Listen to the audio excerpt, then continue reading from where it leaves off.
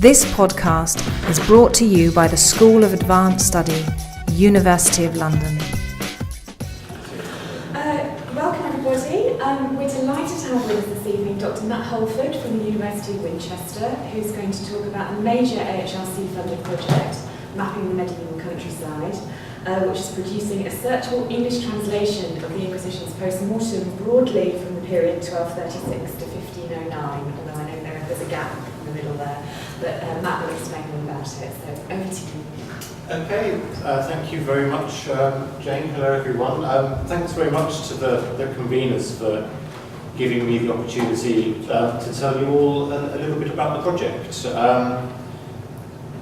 So, to sum up the project in a sentence, it is, as Jane said, an AHRC funded project for the online publication and dissemination of the medieval English Inquisition's post-mortem, and I'll obviously go on to explain in more detail what those are shortly. It's running from 2012 to 2014, so we've got 6 months left or so, and it's a collaboration between the history departments at Winchester University and the Department of Digital Humanities at King's College London. So to kind of signpost the structure that the presentation is going to take, I'm going to, I guess, spend the first half or so talking about the documents that we're digitising, the nature of the source, its publication history, and its sort of historical value, why historians have used these documents, and what we can get out of them through using digital analysis. And then I'll talk a bit more about our project and the way we've approached the source and the findings that we've come up with so far. This is just to give you some idea of what the original documents themselves look like in the purple folders that they're kept in at the National Archives. You can see that the physical condition of the documents is not great. They, in that respect, pose something of a challenge for online publication. There's no way that we can digitise the documents themselves because of their physical condition. They've been sort of well used over the centuries, and that's left a real sort of mark on their state. To explain the kind of background to the documents, for those of you who aren't medievalists, which I realise is many of you, we have to kind of start by saying a little bit about the feudal system, which I think we're still allowed to call it, despite various historians' attack on the idea of feudalism. But to kind of give a very sort of simplified outline of what that means, the sort of basic premise is that all land is held from somebody else, going up to the king at the top. So all land is ultimately held of the king, possibly via an intermediary, either a great secular lord, a baron, or an ecclesiastical lord, a bishop. So someone towards the bottom of the feudal pyramid, a sort of knight or a peasant, may hold their land directly of the king, or they may hold it of an intermediary who may then in turn held of the king. But all land is ultimately held of the king. And the kind of basic principle, one of the key principles of this system is that you owe services in return for holding your land, and certain of those services give people rights over your estates and your heir when you die. So if you die and your heir is below the legal age of majority, which varies according to gender and other factors, then that person has the right to the custody of your heir, so they are in charge of bringing up your heir until they reach a legal age. They may well have the right to marry that heir, and they will have the right to look after your estates as well until the heir reaches a legal age. So this is the right of wardship. And if your heir is of legal age, then the overlord has the right to a monetary payment of relief and to possibly other payments as well, depending on the service that your land is held by. So that's the kind of basic background to Inquisitions post-mortem. So what were these documents? They were basically documents created by the Crown to enforce the Crown's rights as a feudal overlord in the system that I've just described. So they surveyed the lands which were held by direct tenants of the Crown, which we call tenants-in-chief.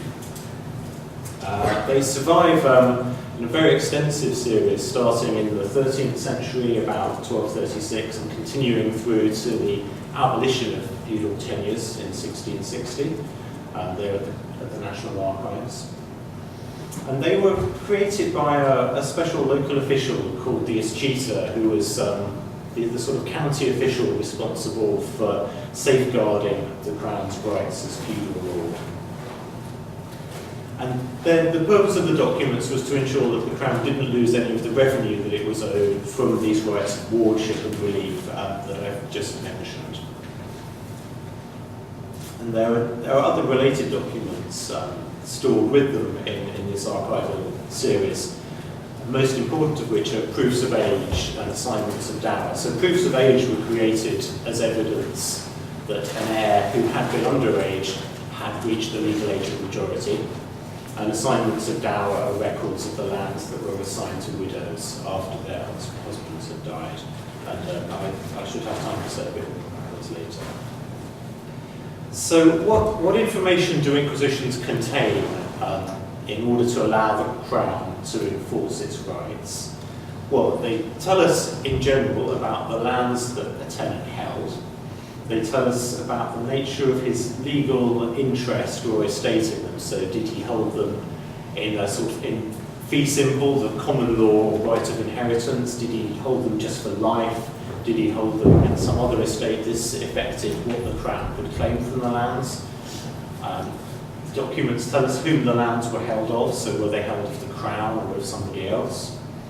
What the lands were worth, that can be a very broad valuation, you know, this manor is worth £10, or it can be a much more detailed valuation going into the sort of constituents of an estate, so many acres of arable worth such and such a year, so many acres of meadow, so much rent, and so on. Finally, they tell us when the tenant died. That's obviously a kind of crucial date for calculating exactly how much money the Crown is owed, because it tells you when the lands came into the Crown's possession. Slightly bizarrely, that information isn't recorded consistently in the early Inquisitions. It appears in the accounts that the escheators rendered, but the actual documents themselves only record that from the mid-14th century. It tells us who the tenant's heir was and how old the heir was as well when the Inquisition was taken. And there's finally information about the jurors who were present at the Inquisition and whose testimony it is, in theory, providing. And many also describe the grants of land made to or by the tenant. So if a tenant has granted all his lands to other people for the purposes of escaping feudal assessments, the Inquisition may tell us that, and it may tell us about grants made to him that have granted him a certain legal estate. So that's a kind of basic summary of the information that most Inquisitions contain, and I'll just walk you through a brief example now so we can see that in practice. So at the sort of top of the Inquisition, there we have the names of the jurors who were present. Above that, date and place where the Inquisition were taken, the details of the royal writ that ordered it to be taken. The main body of the Inquisition is telling us about the lands that this tenant held. So you can see that the first section is describing really a grant of a large part of a manor that this tenant made. And the second section is telling us about lands that he did actually hold at his death, the manor and Valsen of Wardin and Lava. We've got a simple valuation for that manor and a more complex extent or survey for the first manor on the park, where it's telling us about the various constituents that went to make up that manor. And you can see again the information there about who the manors are held of is given, and then there's the detailed extent. And then at the end we have the date of death of the tenant, the identity of his heir, and the heir's age. So, although all inquisitions in general contain that range of information, they've had a very complicated publication history, which means that not all that information is always to be found in the published volumes. And this is one of the other difficulties that we've had to sort of grasp with in dealing with the online publication of these things, the fact that they've been published in sort of slightly different formats and with slightly different editorial principles over the lengthy period of publication, which, as you can see, is very extended, starting in 1898. So it's one of the longest series of calendars, I think, that the Public Record Office has produced. And it falls into 4 different periods, really, which I've set out on the slide for you. Almost complete for the medieval period now, so before 1509. There's a kind of a gap for Henry VI still, and then gaps for Edward IV. The Richard III gap is currently being filled. Funding was obtained from the Richard III societies a couple of those years. And historians hope that the other gaps will be filled before too long. After 1509 is largely in sort of unexplored territory. Very few calendars of those, even in local history societies. So lots more still to be discovered about these documents, especially in the early modern period. To sort of summarise what the different series of publication include and don't include, we can do this in a sort of table very simply. And the kind of key omissions are of the sort of economic information, so the extents and valuations of manors and lands.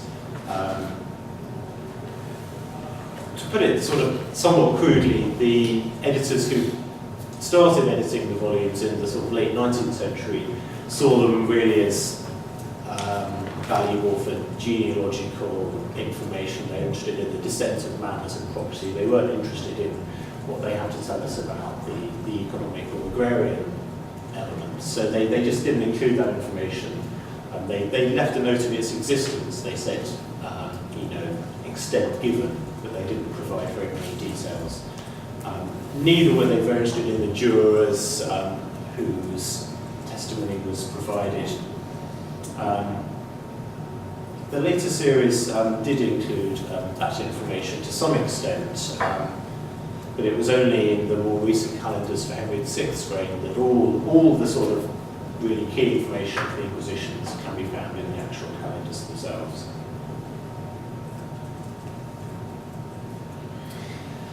So, having said something about what information the documents contain, I want to ask, I suppose, why it matters, why historians have used these documents so much, and why they were a good candidate for a digitisation project.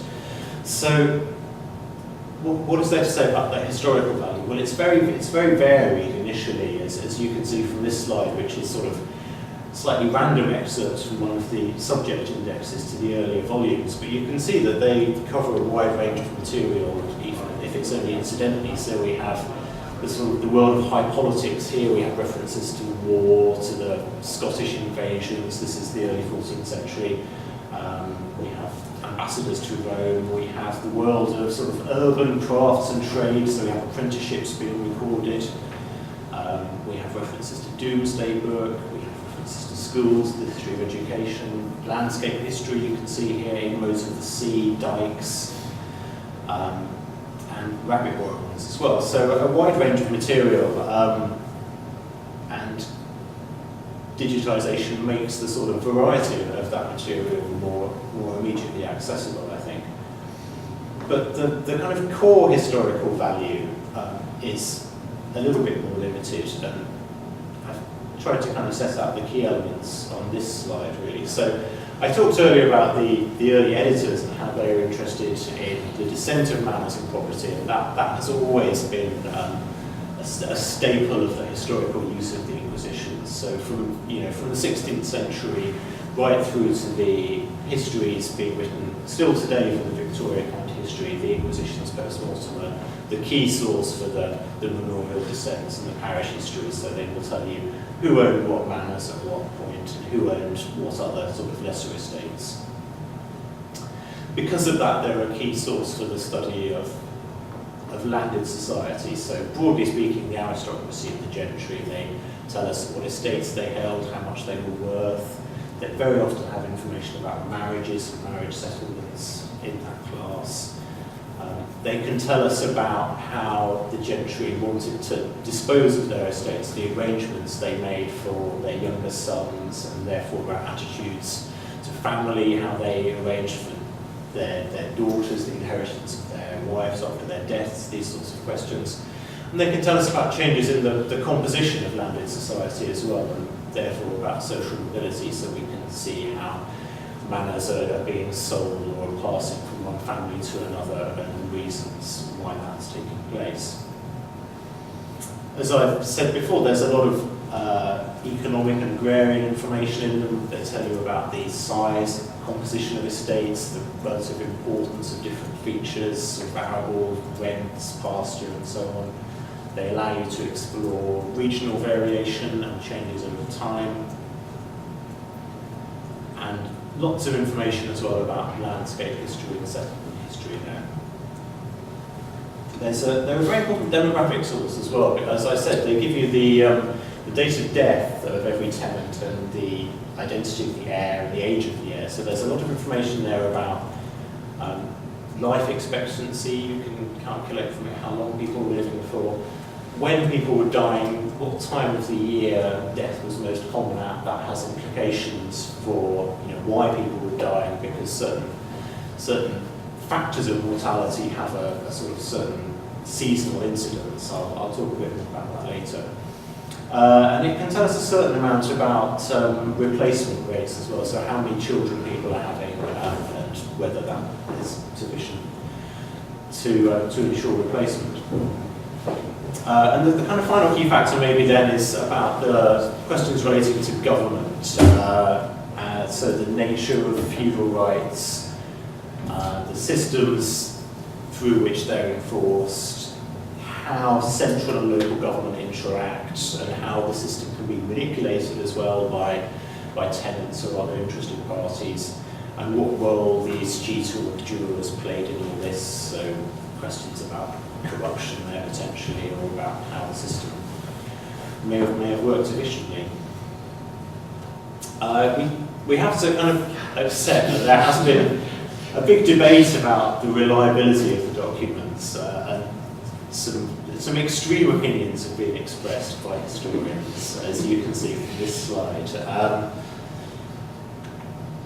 Why have people been so sceptical of them? Well, these kind of negative opinions typically come from when people have been studying particular families, and they've been able to compare the Inquisitions with sources which are really of a higher quality, so estate records or family papers, which are going to give you a much more detailed and a much more accurate account of a family's lands and what they're worth and how they're composed and so on. So when people have used those higher quality sources in comparison with the Inquisitions, they've made very negative assessments about reliability. But against that, we have historians who've used them in a slightly different way and have made much more positive assessments. And now all these quotes come from a guy called Bruce Campbell, who I'm going to be talking about later, who has done the most important modern work on the sort of aggregate analysis of the Inquisitions and their statistical analysis and mapping over a larger scale.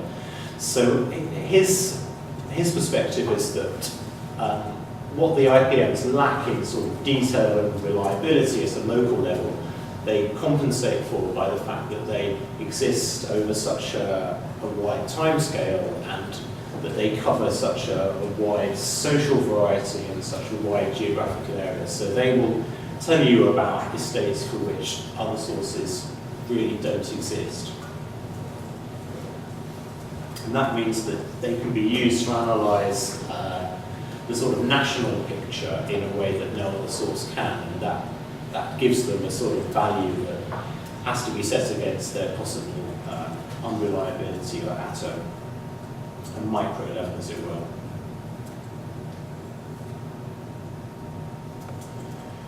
And in kind of weighing up those arguments, our approach is really that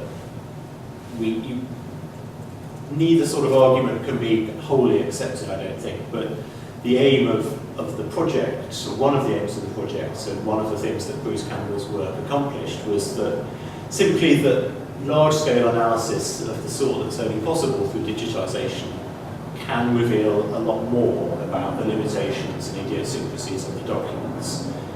And to take two examples that Bruce Campbell's work threw up, one of his maps shows the distribution of all barns that was mentioned in the early 14th century positions.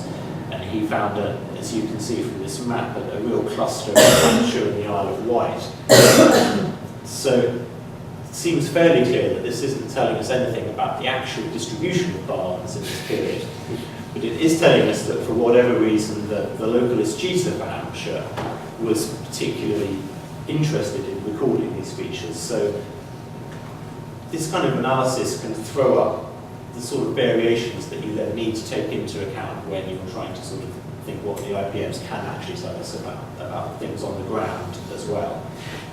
And a similar, we'll look at a map later of some arable values that shows some quite strange things, and what that shows is problems with customary acres. So one of the problems with the source is that the acre in medieval England can mean two quite different things. It can mean a sort of fixed area, the statute acre, or it can mean an area that varied considerably in size, the customary acre.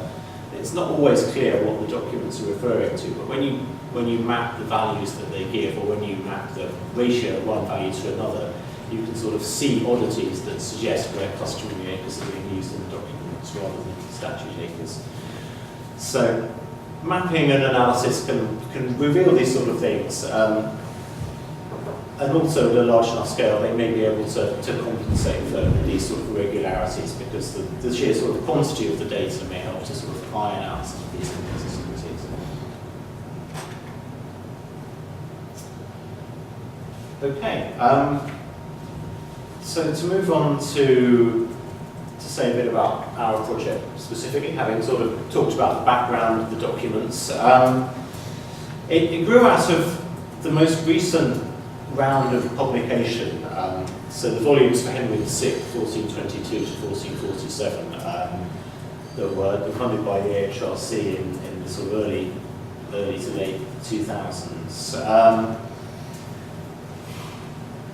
The calendaring sort of stopped in 1447, and the original plan was to continue it, because this is a kind of a great demand from the historical community, really. If you ever sort of ask people what we should do next, they would say, finish the calendars, because they're desperate for the information. And it was really Michael Hicks, the director of the current project, who we have to thank for the realisation that calendaring in print form was no longer a satisfactory way to proceed, and for reasons which you'll all be familiar with, really, relating to access and to the kinds of analysis that it's possible to perform.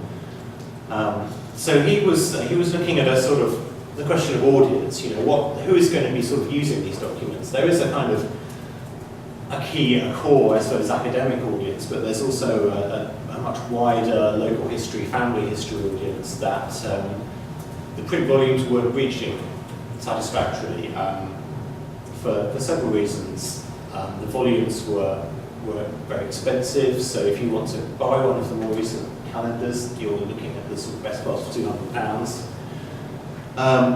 The older volumes are difficult to obtain, and they're only sort of housed in very substantial libraries. And really, for many research questions relating to local history and even family history, you're going to need the whole series of volumes. So if you're looking to find out about the history of the place, you want the whole run of volumes to see when it occurs and what's changed. And that means that you're going to need access to a major research library. So there's a very good case for just making all this available so that anyone can use it.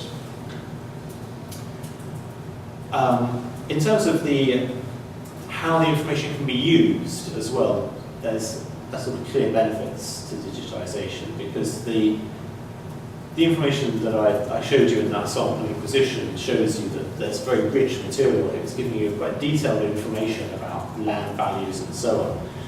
But extracting that information from a printed text is extremely laborious, and mapping it again.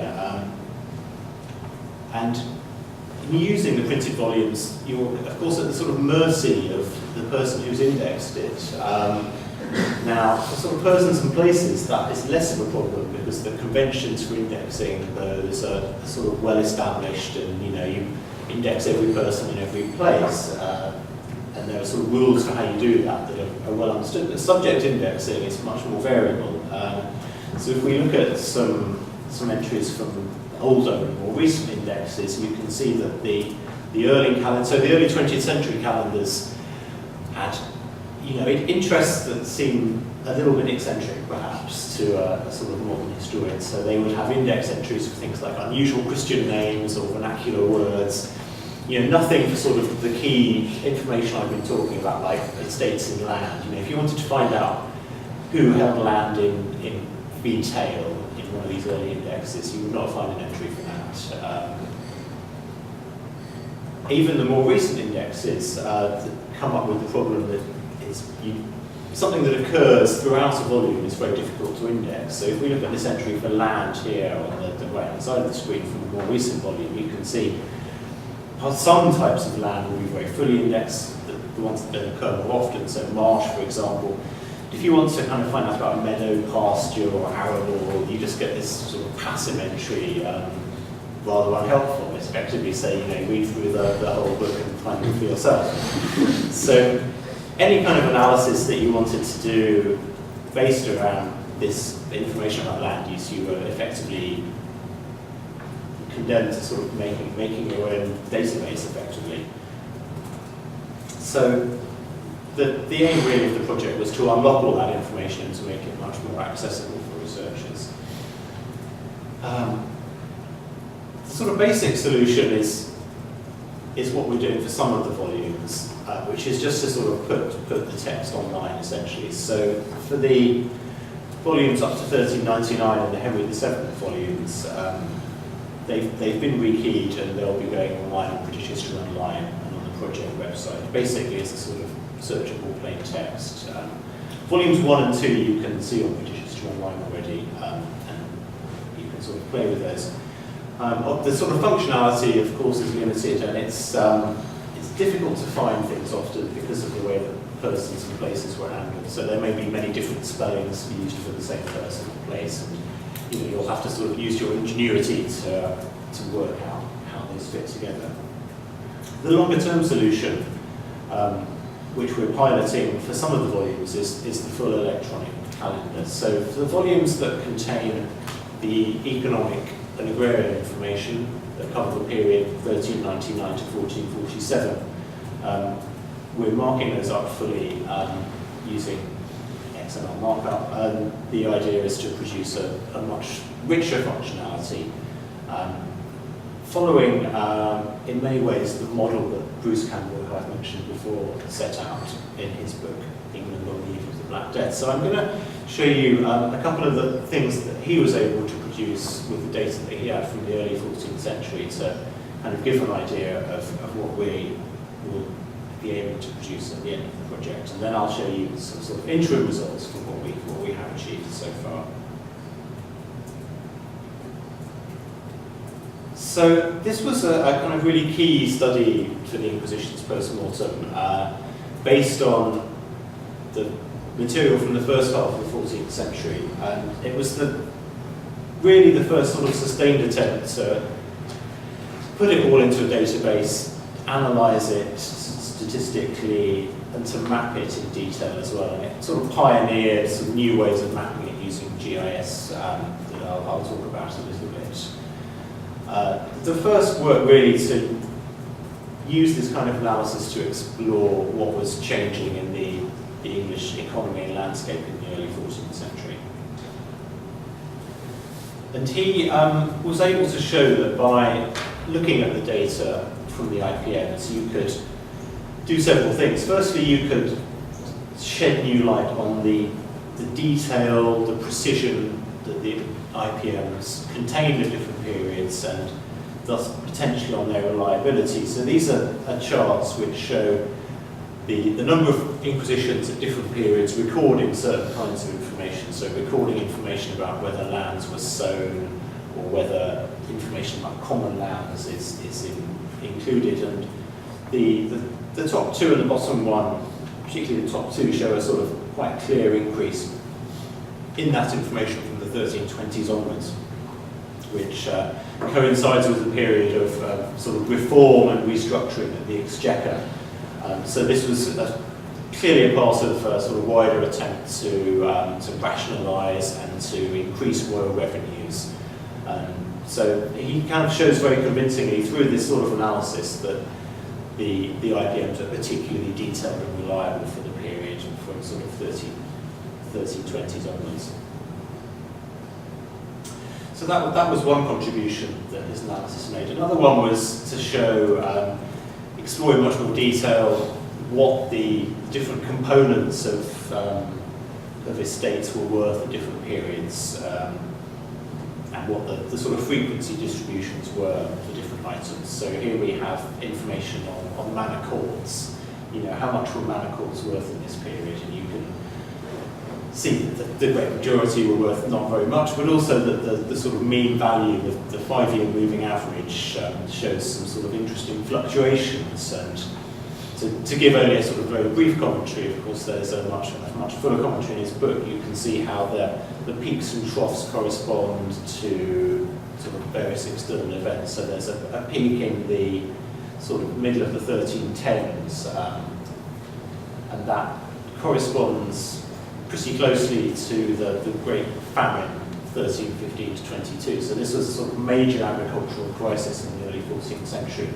And it's pretty well established that one of the consequences of that was a lot of impoverished tenants selling their lands in a process that went through the manor courts. So the business of manor courts was increased in this period, and thus so were their profits. And you can see that peak there. Much the same thing happens in the 1340s, when again you've got a period of agricultural depression, followed of course by the Black Death, 1348 to 9. So quite sort of convincing explanation there of how these changes relate to actual circumstances, and thus some confirmation that these documents are telling us something about facts on the ground. To sort of turn to maps in more detail, he was able to map in more detail the distribution of particular landscape features. So this is a map of the distribution of windmills, for example, and there's a corresponding one for water mills, which complements this, where you can see that water mills, as you would expect, are sort of focused on those areas with fastest running streams and reliably wet weather, so they're more clustered on the west and the southwest. Windmills are more common in areas where water power is not such a reliable source of energy.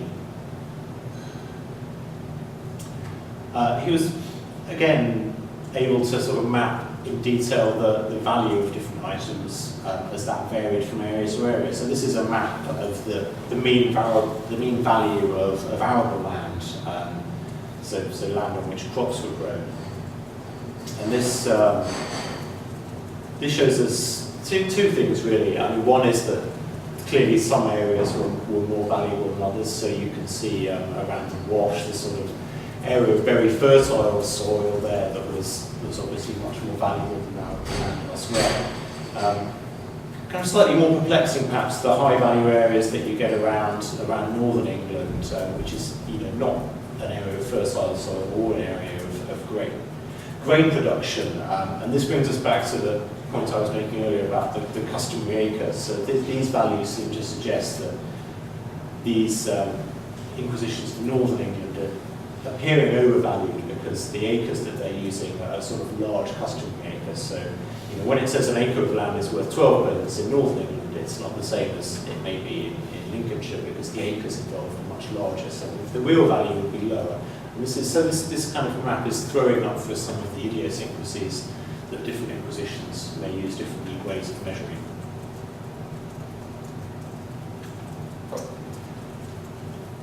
And just to talk very briefly about this, as well as mapping the absolute values, it's important to consider the sort of relative values, and that helps to iron out some of these issues about whether large or small acres are being used. So you can map, for example, the relative value of arable and grassland, which is what's done here.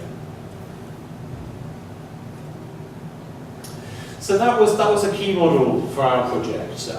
Now we can't produce the same level of detail because by our period, so 1399, when the published volumes containing extents begin, the extents aren't as rich as they were for the early 14th century, really because of the changes that had affected agrarian society since the Black Death. Landlords had stopped cultivating their domains themselves, and they'd started leasing them out to tenants. So there's much less information in our documents about what crops were grown, for example. And they're generally less detailed than the early 14th century inquisitions. But nevertheless, there is a very substantial body of material. So for the period we're covering, we have maybe 7,000 inquisitions describing perhaps 15,000 individual holdings, and then within that, somewhere in the region of 2,500 detailed memorial extents or surveys. So it is a very considerable body of material. And as well as capturing the agrarian information that contains, so the kind of stuff that Bruce Campbell had captured, we are going to be capturing the other information as well. So the material that I talked about earlier in discussing the value of the IPM. So we've got information about tenants, how tenants held land, about the kinds of grants they had, the services they held land by, and then the demographic information about death and heirs. So as well as answering questions about the economy, we're going to hope to answer questions about the sort of feudal system and about inheritance.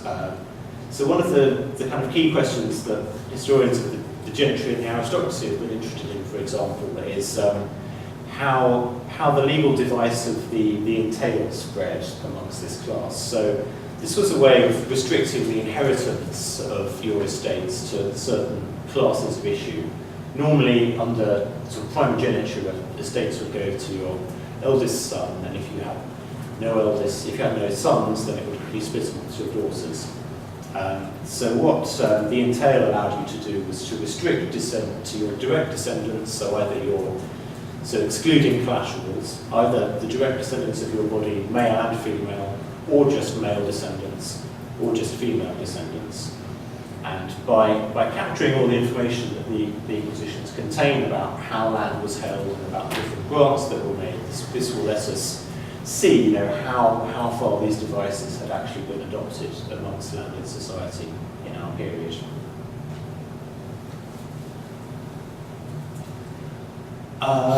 What have we found? Well, watch this space, I suppose, is kind of one answer. Because the project is still ongoing and the development of the interface is ongoing, and the analysis and data entry is still ongoing, what the following slides are kind of just a sample, really, of the kind of analysis that people will be able to do. So these are sort of supposed to illustrate the possibilities of the resource. They're not necessarily definitively accurate, and they're very partial as well. So in particular, there are kind of no maps in what follows, and I apologise for that in a talk on mapping the medieval countryside. The maps will come at a later stage, but nevertheless, I hope that the graphs that follow will be interesting and allow you to see the kind of results that you'll be able to get from the finished resource. So if we look at this question of estates in the land, so this brings us to the question that I was just talking about of, how far had landowners used legal devices to change the way in which they held land and so restrict inheritance to certain classes of descent. And you can see here that if we sort of take an analysis of one of the volumes covering 5 years, that kind of perhaps a surprising finding is that the fee simple, so the standard kind of common law primogeniture holding was still the most common way in which lands were held. So it had by no means been replaced by the entail amongst landed society. Then, the entail was a significant factor, as you can see, but fee simple was still the predominant form of tenure. You can see that dower is also very significant here. So this is telling you something about the important role of widows as landholders in this period. Very significant proportion of holdings held by widows. Now this is, that kind of top graph is giving you, I guess, a very broad analysis, and ideally you want to sort of break it down by the sort of value to see whether the more valuable estates were held in tail, for example, or whether there was a geographic distribution. We can do that to a certain extent in the bottom graph, which looks at just at manors. So manors are not all valuable by any means, but it does kind of restrict it to more important estates. And you can see that, in fact, the pattern is still broadly unchanged there. There is a slight change in the balance, and maybe tail is more common for these slightly more important estates here. But still, there is, you can see how this is sort of opening up quite important questions about landholding.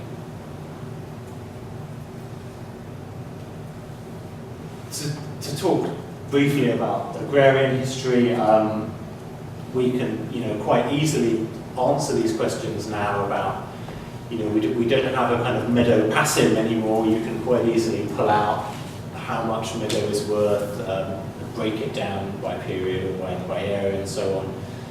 And we can compare that with the graphs that Bruce Campbell had produced for the early 14th century as well. So, this is kind of based on still quite a small data set, so I wouldn't want to put too much weight on it, but this is kind of suggesting several things really. You can see that the values are kind of clustering in certain units, so units 12 and 24 are particularly important.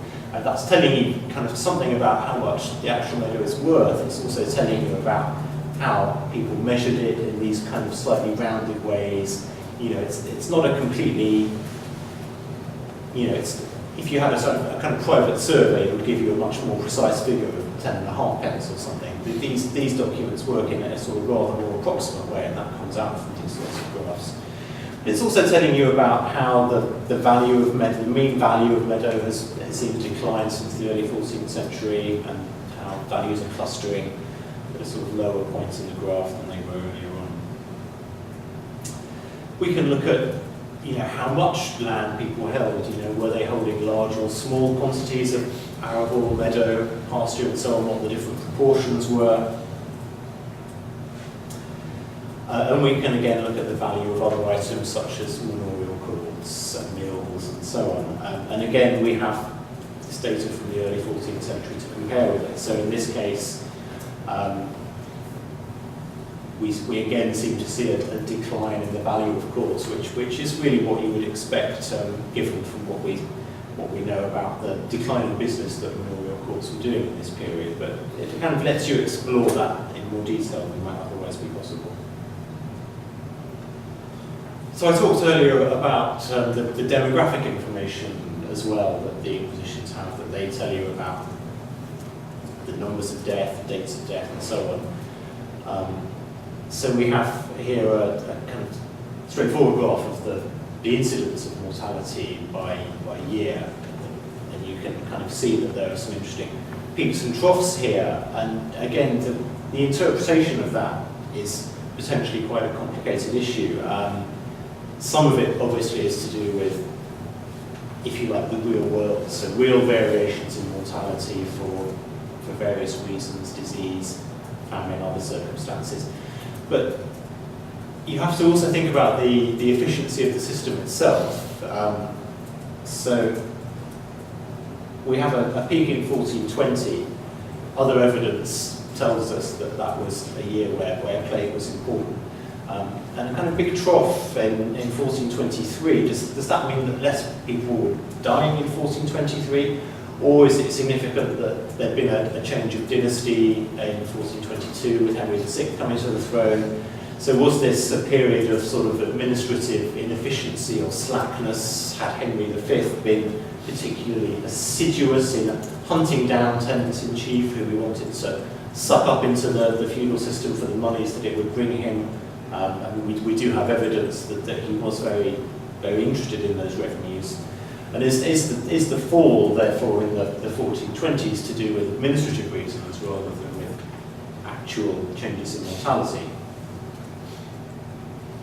Well, one way we can look at that further is by looking at the seasonality of mortality, as demographers call it. So what time of year were people dying in? And if we look at 1420, there's a very, very sort of striking incidence of August mortality, which is a kind of clear sign of the plague. High August mortality is very characteristic of the plague, and the normal distribution is much more of a high winter mortality. So by doing this, we can sort of see that the high incidence of death in 1420 does clearly seem to have been a result of the plague, and we can learn a bit more about how severe that plague incidence of 1420 was and its impact.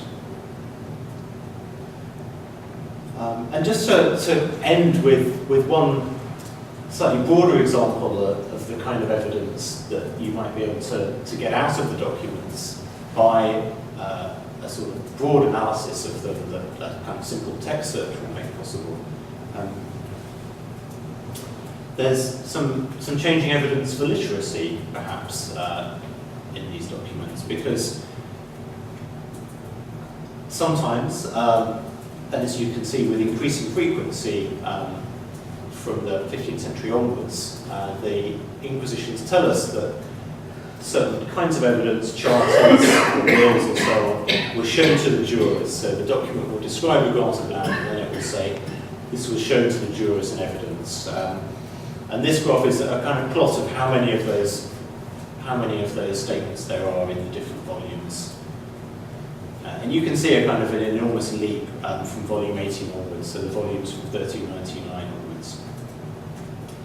Oops, I skipped a slide. And again, there are different potential explanations here. There are factors of documentary convention that need to be taken into account. So is the explanation that, in fact, more documents were being shown to jurors at Inquisitions? And does that therefore imply that there was an increasing literacy amongst the sort of upper section of village society from which these jurors were being drawn? Is it rather the case that the conventions of the documents had changed, so that this kind of thing had always happened, but it was being newly recorded from, say, the late 14th, early 15th century onwards? Is it rather the fact that the printed calendars are a kind of high obscuring process? So it was only when the documents from 1399 onwards were being calendared that the editors thought that the fact that documents were being shown to the jurors was important enough to warrant recording. Well, in fact, it seems to be a combination of all three. So the dip at the end of this graph for Henry VII's reign is explained by the fact that the editors of those calendars just don't seem to have thought it worth recording when documents were presented to the jurors. And some sort of spot checking of earlier documents suggests that this was also the case for the Richard II volumes. Not so much for the earlier ones, though. So that is one factor we have to kind of bear in mind.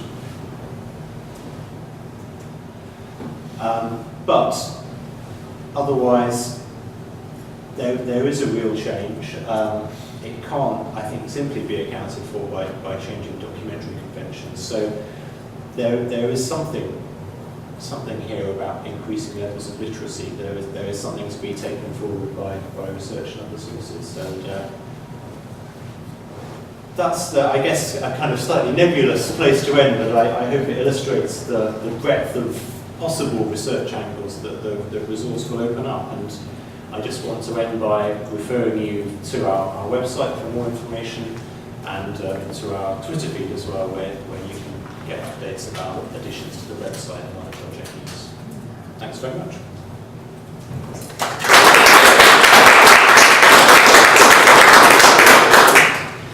Thank you very much, Matt, for a fascinating paper, which I think leads us to expect even more exciting things at the end of this year when it's all live and people can actually get in there and start doing research.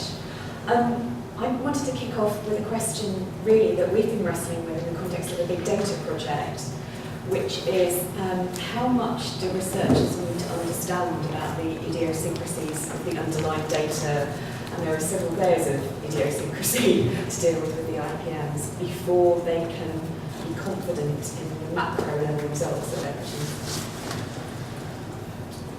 Well, in the long run, I think quite a lot. In the short run, not so much, because we've tried to make sure that the main resource that we're presenting, so from 1399 to 1447, that within that period with the rich economic data, the resource will be as standardised as possible. So we've done a lot of checking of the earlier volumes to check that the material was correct. And we've done a lot of standardising of the editorial policies as well. So information that those volumes omitted will be included on the website. So in particular, the names of the jurors, that's the sort of big thing that those volumes left out. And that information will be part of the resource. So that will be a much more standardised data set that hopefully will present less problems. But there are still important issues about different terms that we use for translating different features, for example, in different volumes that do need to be made clear to users. And trying to find ways to allow for someone being obsessed with barns in one part of the country and not Right, in another. yeah. Great, thank you. Peter? Kind of a comment to come question following up on the same from Jane and relating to the same big data project actually. There's a balance that actually I don't have a sense how much of this fine-grained analysis on their own terms that users of the user interface will be able to do. In other words, actually how many what of their own graphs will they be able to create. Because the more of that you enable, actually the greater the expectation of the output that it produces. In which case then the risk of misunderstanding of the qualification of the data becomes more acute. So there's kind of a trade-off between those two things. Yes, absolutely. I should perhaps refer you to my learned colleague from DDH on the question of the interface, and I think that it's still in development, and the exact balance of what we would like it to be able to do and what money and resources will permit is still being sort of thrashed out. But the plan is that the data will be available. So if people wanted to download data in order to carry out this sort of analysis, then that would be possible. We're not thinking about enabling that type of graph work in the user interface. Indeed, we thought in more detail about that. We're experimenting at the moment to see what's possible. We've got certain features that we know we want to include for sure, and certain features that are on our wish list. So in terms of enabling people to make their own graphs, at the moment that's on our wish list. And we'll do what we can in that respect. It would be wonderful to do that. I mean, at the moment we have a number of different views. We've got obviously browsing by people and places, for instance. We've got an inquisition view, we've got maps, map views, and each of those allows you to filter down to search at various different levels. But as I say, we're experimenting with functionality at the moment. I hope that by the end of the year we'll be able to say yes, we think we'll be able to do all these things as well, but some of it's still up in the air. I was really interested in your comments about your colleagues made about reliability, because I had always assumed that these things were absolutely accurate, these scribes sitting there doing it at 100. But I've been looking at one from Bertrand de Crillon, who was a Kentish knight who died in 1256. Now his father John had died some 20 years before. He dies in 1256, leaving two sons called Nicholas and John. In the Inquisition post-mortem for that year, it quotes the death of John and says that the survivors are Bertram and Nicholas. So they've got the names of the father and the son reversed. And I thought this must be that it's me making the mistake. But could it be that, in fact, whoever wrote it has in fact reversed the name of the father and the son?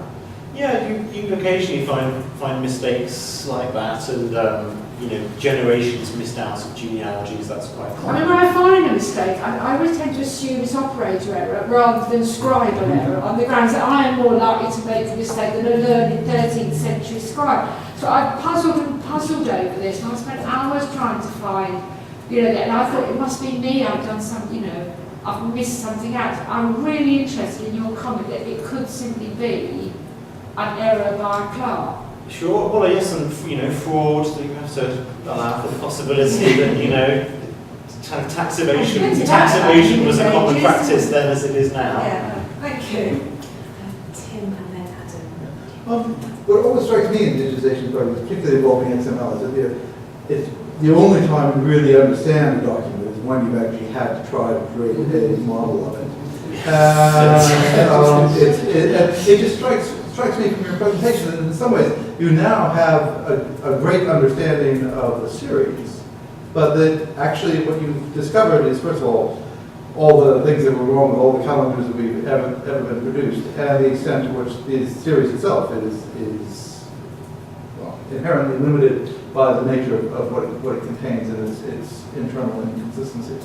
And I just wonder if what comes out of this is not really a powerful critique of essentially how medievalists have used the source of the past, how it works as an archival source, how it's been represented in history, rather than necessarily as something that revolutionizes medieval economic history. Sure. Well, I mean, certainly I do hope that it will lead to a kind of much improved understanding of the source materials. I mean, not necessarily from a sort of negative point of view, but as I kind of tried to say, that the debate has tended to be carried out in very sort of polarised terms, completely unreliable, or the best things since sliced bread, and the truth is somewhere in between, of course.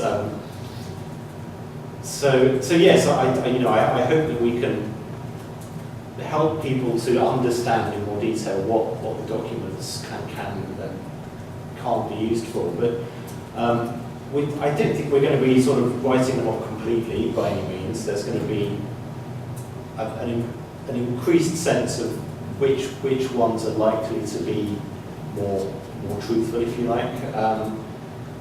It's not going to change anyone's picture, I don't think, of the economy, no. And Bruce Campbell's work didn't do that either. It was, it kind of confirmed the picture and it allowed that picture to be explored in a lot more detail. But no, it's not going to sort of turn people's ideas on their head, I don't think. Did you have to revise the XML every other decade? Every other year? Well, at the moment we're revising every month. No, I was just going to say that we found exactly that when we were going through looking at these documents, the need to do the encoding brought things out of the text that hadn't really been noticed before, or that people hadn't thought was particularly significant before. So it's been an extraordinary process, really, discovering, isn't it? I don't think we ever imagined that our encoding model documentation would be as long as it is. I don't remember how many pages it runs to, but it'd be interesting to make that available potentially to others if that's useful. To see whether it's applicable to other things as well.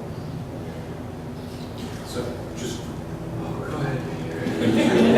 So just following up on that, even if it isn't necessarily directly applicable to other projects, I think there's a subset, probably a small one, but a problem with who uses some of those.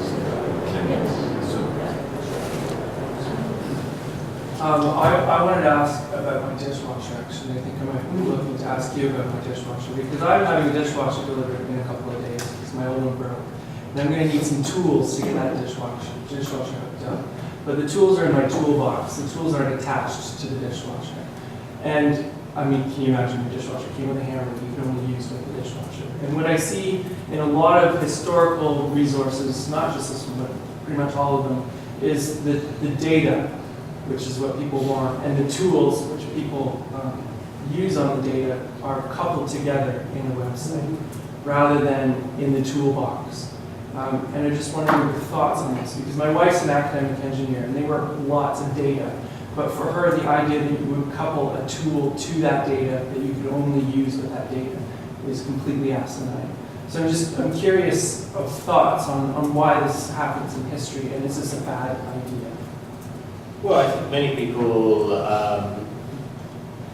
not just historians, don't have a kind of separate toolbox, do they?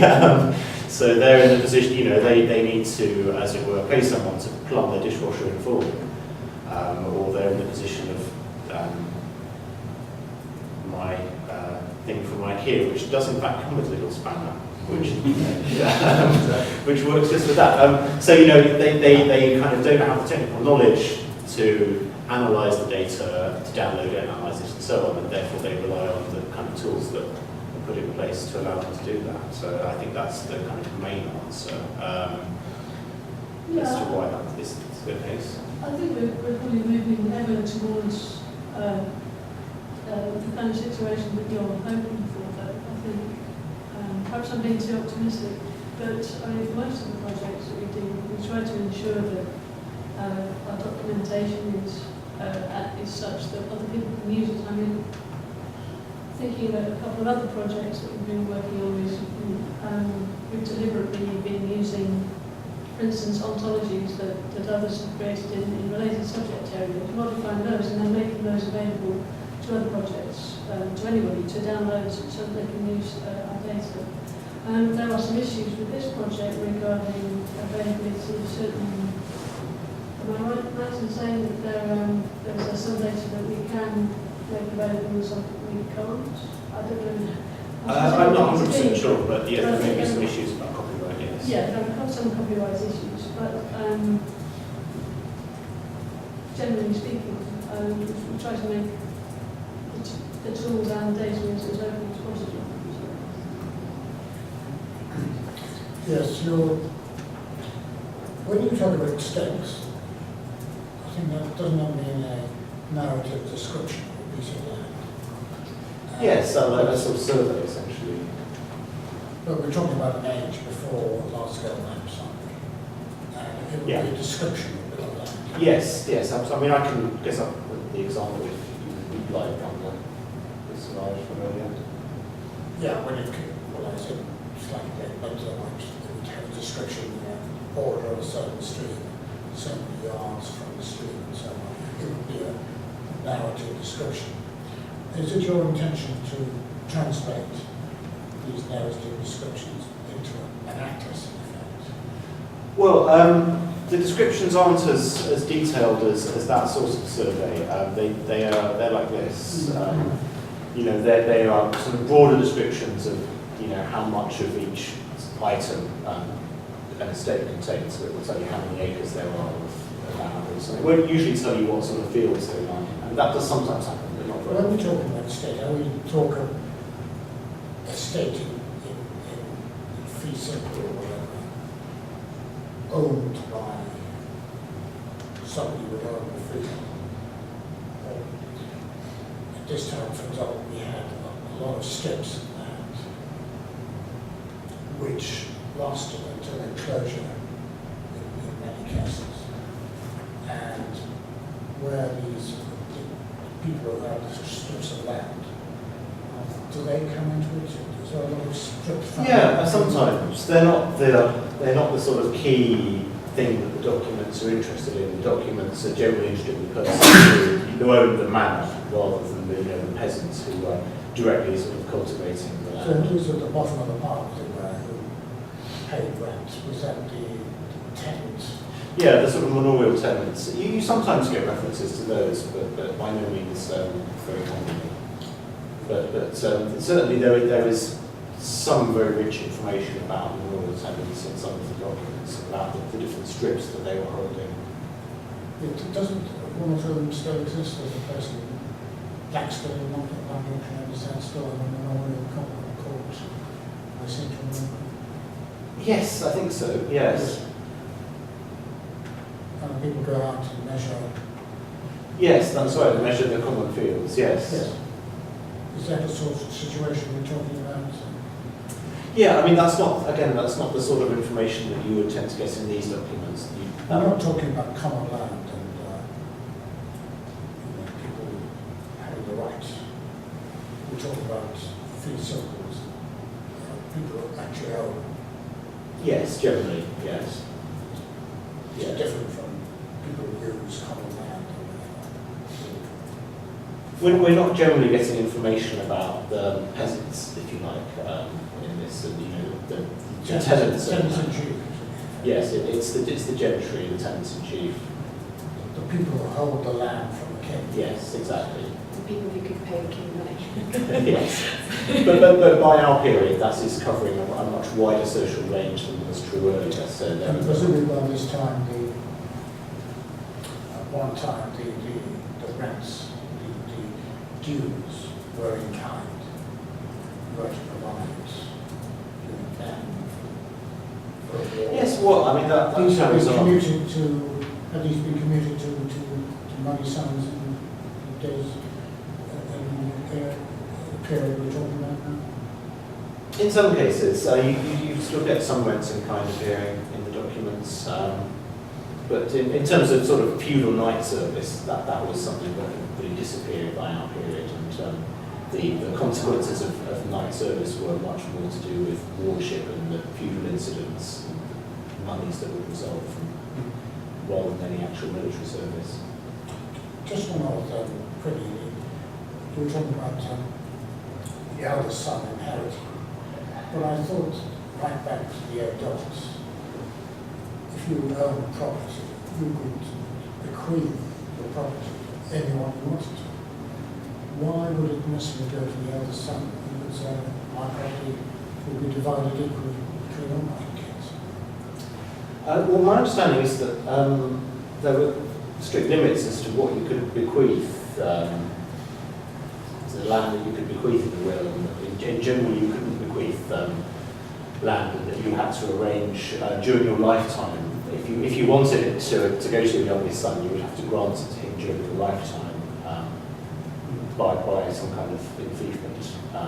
And the Inquisitions are quite a rich source for how landowners made those sorts of grants to provide for younger sons, and how they settled their land to descend up only on their sons or only on their daughters, or on certain categories of relative or collateral. I wanted to ask a question. Oh, sorry. Any plans to put photographs of the Inquisition online?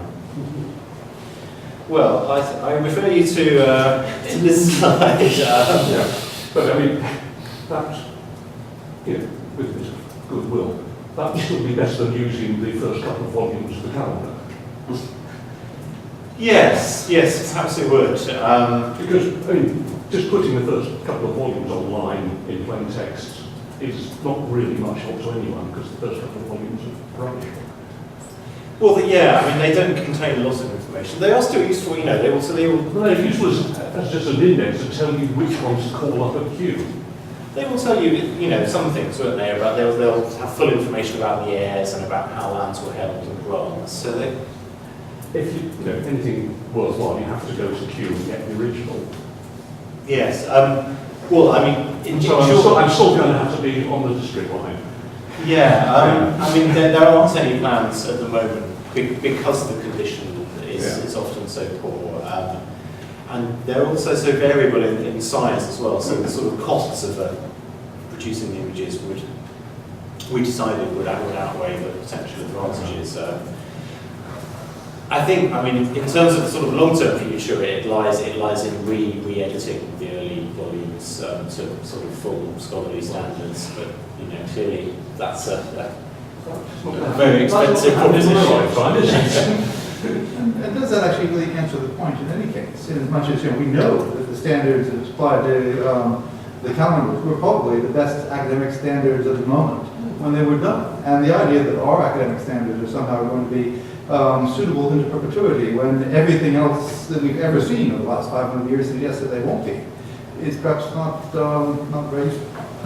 Well, I'm sure you're right, and it's very difficult to assess one's own limitations, isn't it? But it also relies on people being able to read 13th century Anglicana. Not everybody can. no, that's right. In terms of accessibility, there is a... I mean, Richard happens to be an expert, you know, I always show him all the things I'm stuck on, but not everybody's as good as Richard. And I mean, isn't there also an argument that if the quality of the surviving documents is poor, to actually go ahead and digitize them at a high standard so that actually you are pulling them out every other week at yes, there is a preservation argument, yes. But I mean, having sort of worked on these for enhancing some of the volumes that we are putting online, I can testify that you do often need to be sitting there with an ultraviolet lamp, poring over some close detail, and that would simply not be possible to reproduce. Possibly it would. Well, perhaps that's something for a future iteration project.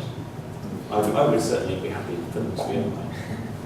I'm fairly sure that some of the defects in the earlier editions were simply doing the really hard work without the computer and knowing that the volume got bigger and bigger and bigger. I suspect subconsciously that they were more prone to leave things out than we can be because we can tag everything. Yes. And I suspect where we're going wrong, not you of course, but I mean in general, where our generation would be going wrong, it is this business of value judgments. If you have to code things, you're making a set of Procrustean boxes sometimes, particularly if you're not actually terribly comfortable with the actual very difficult, very diverse detail. That's where we're going to go wrong, I think.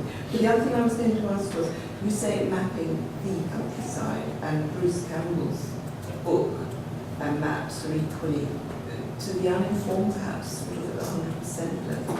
But I was just trying to think what percentage of the countryside, because you're not doing any ecclesiastical matters, you're not doing bishops, you're not doing abbots, which is what percentage? You're not doing king, which is what percentage of the landscape? Gosh, I don't know, a third maybe? Between a third and 50, which is screwing any area map for sure, isn't it? Because you're sort of pinpricks, you're actually something small. And I think that's another arrogance that we may have actually. Because our vocabulary now generalises out the whole time, we have to put the big bold. We're misleading. Yeah, I mean, it comes back to this question of explaining the data, I suppose, to users. Bruce Campbell does this in his book. He sort of says, look at kind of. He in fact has a very useful map showing what areas are covered by inquisitions and the density of inquisitions per acre for different areas of the country, and you can see on that. For example, that Hampshire, which with the Bishopric of Winchester has a lot of ecclesiastical estates, has rather sort of scanty coverage in inquisitions, whereas other areas are much better represented. So I think the key is to sort of make it clear to users that it's yes, as you say, it is perhaps misleading to say the medieval countryside, yes. But then we hope they'll read this more. Quite. The question that I was going to ask you was whether you've been asked about putting the images up. Because every project we've ever done that didn't put images up, that was what we got asked by people all the time. And it did wonder about the decisions that are being made about what does get photographed, and are we missing things that were actually very heavily used and are now in bad condition, so we don't deal with those, and it's the kind of shinier, beautiful illuminated manuscripts are the ones that get the digital treatment, the full digital treatment. Well, I mean, certainly in terms of medieval projects, it's the rolls and the finals and the basketballs which generally are in much better shape that work well with digitization, I think. And also things that haven't been edited before, where there's a kind of really strong case for putting us up there as well. Whereas we were sort of working with these pre-existing editions and seemed. It doesn't actually work the other way around, though. I mean, my impression is that one of the big problems is that what we're doing is digitizing 1950s scholarship. So rather than actually going and doing things that are entirely new, we end up relying on older editions that are easy to digitize, rather than doing the part slog of direct and original transcription. Well, I kind of agree, but again, it's a question of what's feasible, isn't it? Yeah. In the time available, and yeah. it's And it just always strikes me that what we've ended up with is digital editions of a bunch of dead white men, when perhaps that wouldn't be the kind of history that we would want to put online if it wasn't for those constraints. But when we were doing this kind of hard copy editions of these volumes, it took 3 years to cover 5 years worth of material.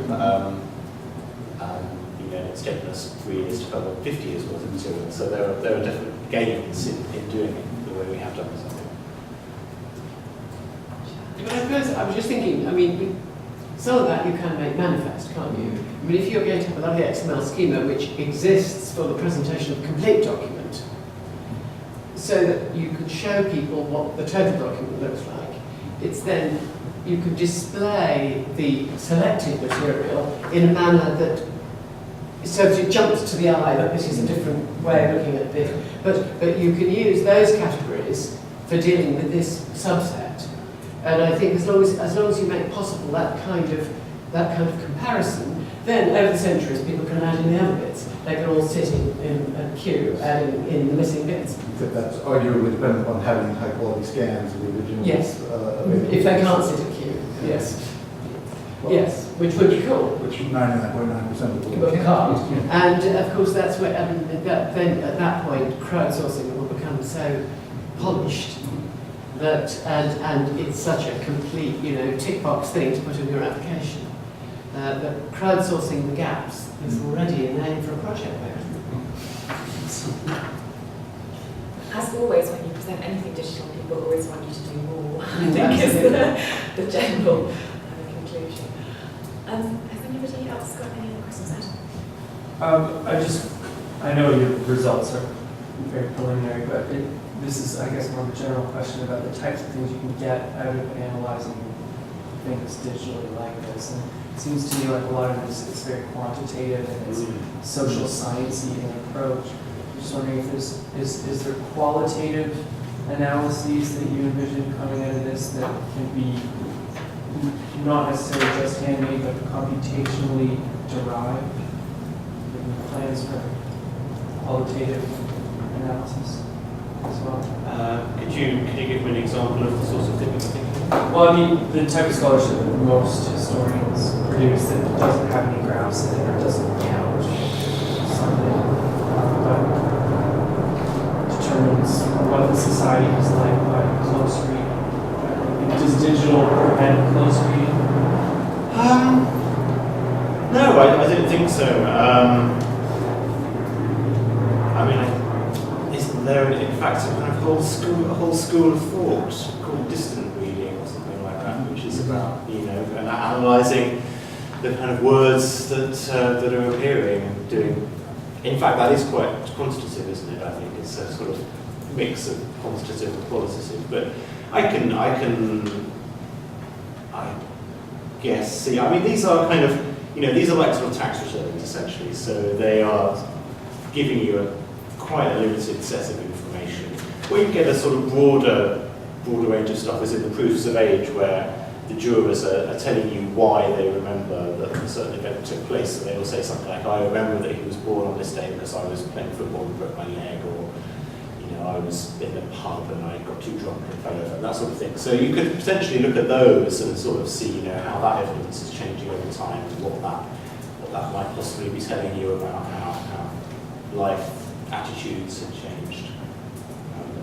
But in fact, that's a source that's been quite richly sort of mined by people already. But there may be other things that can come out. Is the fact that we tend to like to digitize sets of sources that are very similar to one another maybe the reason that we're getting this counting approach? Because we've got 10,000 inquisitions, they're all roughly the same. We can compare across them. Whereas if you did a letter from Jane and a letter from Matt and a letter from my mom, there's no continuity between them necessarily in the fact that they're letters.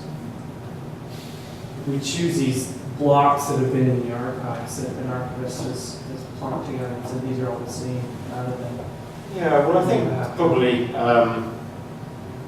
our starting point, I guess, rather simplistic, is that computers are very good at counting and can do it much more quickly than people can. That there were enormous advantages to be had from allowing that sort of analysis on this data, and likewise with mapping.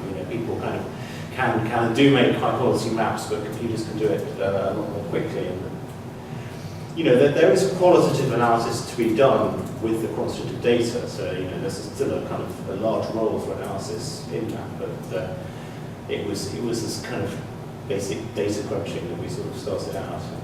So that's determining the approach that we took, really. And actually, in some ways, your quantitative analysis is pointing you at qualitative research questions as well, because you're getting an odd peak or trough, and you think, why is that there? So you need to go and investigate and see why something is happening. So I think it worked that way around too. So just what are you going to do with all these people? I mean, you've got an awful lot of people. Yes, are you giving? Does everyone get a URI? Well, yes and no is the short answer. So the jurors don't, because there are too many and it's too hard to tell who is an individual person. Because you just have a kind of name, say John Smith, whatever. And if you have 10 John Smiths all appearing in Kent, we don't know if they're the same person or not. So we're letting people kind of search those as names and analyse them as names, rather than as people with unique identifiers. Have you give them a unique name? I mean, in that instance. Yeah. Yes. I mean, it's a name instance. It's not. These are not people at all. But they are instances. They're all just unique instances. Yes, I mean we don't know which ones are unique though. So no, they're not unique because they're two names on the page. Yes, they're all encoded individually as names. But although the jurors aren't marked up as individuals, the subjects of the inquisition, for instance, are each of those has an entity record in. We're using a system called the each system is an entity authority toolset, and it allows us to record other information about that person and so forth. And that will also, obviously, that will be searchable. But one of the things that we found when we were trying to do this for the 18th century digitization project was that if we ever tried to think about any of these things as people, we were absolutely unlosable. What we had to do was stand back and say these are actually words on a page that we believe they represent in linguistic terms of name, and they are and that instance of that name is a unique thing, and all the rest of it, the prosopography, is actually an entirely separate sort of issue. Well, we've done both, really. Yeah. Sorry, Matt. Well, yeah, I was going to say really that we had an advantage in that we were starting off from the printed volumes with their indexes. So someone had already done the work of indexing and of trying to identify which references referred to Henry Percy the Elder and which ones referred to Henry Percy the Younger, for example. So there is for a lot of people there is an attempt to say yes, this refers to this particular historical individual who has an entry in Wikipedia or whatever it may be. But in other cases, it's much more like a case of they have the same name and they may not be the same person. It's more about what people are going to do with it, isn't it? It's giving somebody in 10 years' time, but wanting to suck this stuff out and do all kinds of exotic stuff with it. And being sucked out the instances and play with them could be extremely useful. And the beauty of doing it the opposite direction is it then allows you to actually critique the prosopography that was inherent in the indexing process. Yes, I mean the analysis will give you a much better idea of which of these people are in fact the same, I think, because you will find that they're associated with the same people or the same places. I should probably also mention at that point that this data is going to be included in a big data project that I'm involved with at the National Archives, which is trying to develop an algorithm which will identify which instances are likely to refer to the same people, so with a measure of confidence associated with it. So we'll see how that goes. But certainly the IPM text will be part of that project. It turned out that in the 18th century, everybody was named Mary or John. We produced a graph of most common male forenames in the 12th century, and it's pretty much identical to one that you would get now. It's extraordinary, the lack of change. But, I I think, Peter, did you have a question? No, it was a comment which is now lost. Okay. In that case, I think unless anybody has got any burning issues to ask on that, we should thank Matt again for a fascinating presentation.